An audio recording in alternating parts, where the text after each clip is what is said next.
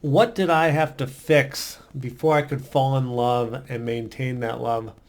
I wanted to share this laundry list of things I needed to fix because maybe there's this misconception that we can just wake up and be like, today is the day I'm going to fall in love. And I don't think that's true. Um, After really analyzing this, there were so many things that I had to fix before I could be a good partner. And so I wanted to give you a list of all the crap I had to fix so that maybe you can relate to some of this. But ultimately, what I want you to do is after you hear some of this is maybe think, what are some of my stuff that maybe I need to heal or fix so that I can show up properly for a great man and not ruin that relationship or sabotage myself. So without further ado, my notes are over there.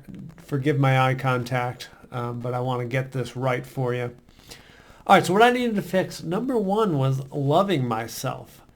I may have thought that I did, but ultimately, there's some very clear signs where I didn't choose myself. I didn't love myself. I put myself down. And along the lines with that was number two, knowing that I'm valuable. And some of the ways that showed up was three, I needed to make some money. And this tied to valuing myself, especially when I started this business. It didn't go well for a number of years. And I felt like I couldn't provide for a woman. I couldn't provide for a family. So I tied my value to the amount of money that I possessed or could provide. So number four was on top of that, create a business that was successful. Once again, that's tied to valuing myself. I'm not saying all men need to have money and have a business, but a man does need to value himself. So if he doesn't have a good job or he doesn't have his career going, he may not value himself. So look for men that value themselves, and one of the signs may be whether his career is going well. I needed to date a bunch of women to feel like I sampled what was available to me just to see what was out there. I needed to understand how women worked. I didn't have any sisters. I had a very male dominant type family. So I really didn't know how women worked, and I needed to learn that so that I could actually be a good partner. Number seven, understand the nuance of being a man in a relationship, delivering for her and still maintaining my identity. For a very long time when I was young, I treated women like I treated my male friends. Like I didn't understand that, I was the man. I needed to protect her. I needed to help, carry her luggage. I needed to, pay for a date. I needed to help her with her jacket. I needed to be able to listen. I needed to be vulnerable, and the list goes on. I needed to learn all this stuff. I needed to stop people pleasing. It was a lot easier for me to acquiesce than to speak my mind and actually have my own, this is how I feel and this is my line in the sand. Number nine, stop dimming my light to make the other person more comfortable or attracted to me. Ooh, wow. Yeah, I did this a lot. It was like the old salesman. Back when I got out of college, if I could relate to whoever my prospective client was, they would buy from me. They felt connected to me. They felt like it was easy to talk to. And I brought that into dating. And that may have gotten me laid, but it wasn't going to help me fall in love and find a forever partner. I had to stick to who I exactly am so that I could get, the person that made sense for. Number 10, finding my voice and stating my desires and needs. I just didn't, value myself enough. And I hated conflict. I hated to be arguing. But if there is a ton of arguments that cannot be resolved, that's just not your partner. But with the right person, when you state your desires and needs, they hear you and they want to work with you on them. Number 11, hold a boundary and walk away if someone can't comply. I did not hold boundaries. I did not walk away. And that comes back to valuing myself. If I valued myself, I could walk away. Number 12, realize walking away can only happen when you value yourself. We just talked about that. Number 13, Realize a night out being successful was not hinged on whether I got attention from women or not. I'll never forget two of my buddies in college, my roommates, Scott and Dan. Like, I'd always go out with them a bit, and then I would leave them to go hit on women, and then they'd be upset. They're like, why can't you just hang out with us? Like, why do you have to always go hit on women?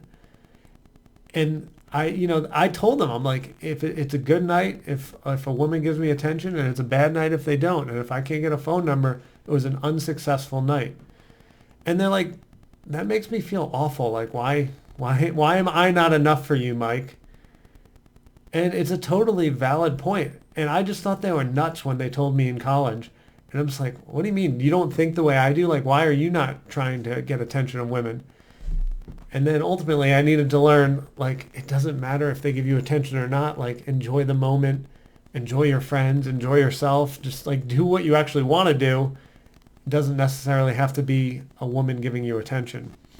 Had to heal that and realize there's more to an evening and life than just that.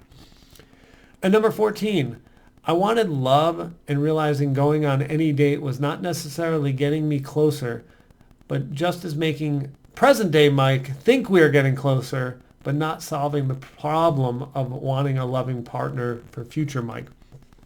So like, I think this, I'm like, hey, I want to fall in love. So I'm like, all right, let me go on this date. But instead of being strategic, instead of being patient and looking for a woman that could actually be my partner, I was like, nothing really aligns. Like, I'm not that excited about this person, but maybe, and being like, maybe, and then just showing up to all these dates with, probably not great conversation back and forth with them, and then showing up to this online date. And I was like, activity. I need activity. Let me get my date activity up to 2, 3, 4 dates a week or whatever it is. And one of these will be my partner. That's not strategic. 1 date a week. And actually be particular about who it is. Don't think that activity begets you falling in love. It's not just activity. It's strategic activity. Going on the right date could get you to fall in love. All right. So those are my 14 things I needed to fix before I could fall in love and maintain that love. I would highly suggest, pausing this video and starting to think about what journey you went on. What stuff did you need to fix? What stuff do you still need to work on? What could possibly be preventing you from being a great partner? What in your past relationship was a hindrance? The stuff that really got me in my last one, which I've talked a lot about, is I was people pleasing and couldn't hold a boundary. Well, in the 5 years since then, I've really worked on that, and now I can fix that. So now when I show up for my partner Paige, I do hold a boundary. I do tell her what I want, and she loves it because she actually knows what I want. She knows that she can trust me. She knows exactly how to be successful in our partnership because I will tell her if there's something I need. And if she does something I don't like, I tell her I don't like it. So it's a lot easier to be with me now versus, okay, we can do that, or that's fine. Oh, you're great. How was that person supposed to date me? She never knew if things were right, wrong, left, right, sideways, medium. I needed to do my part and communicate and hold the line on things that were important to me. Anyway, hopefully my 14 mistakes can help you as well. See you next video.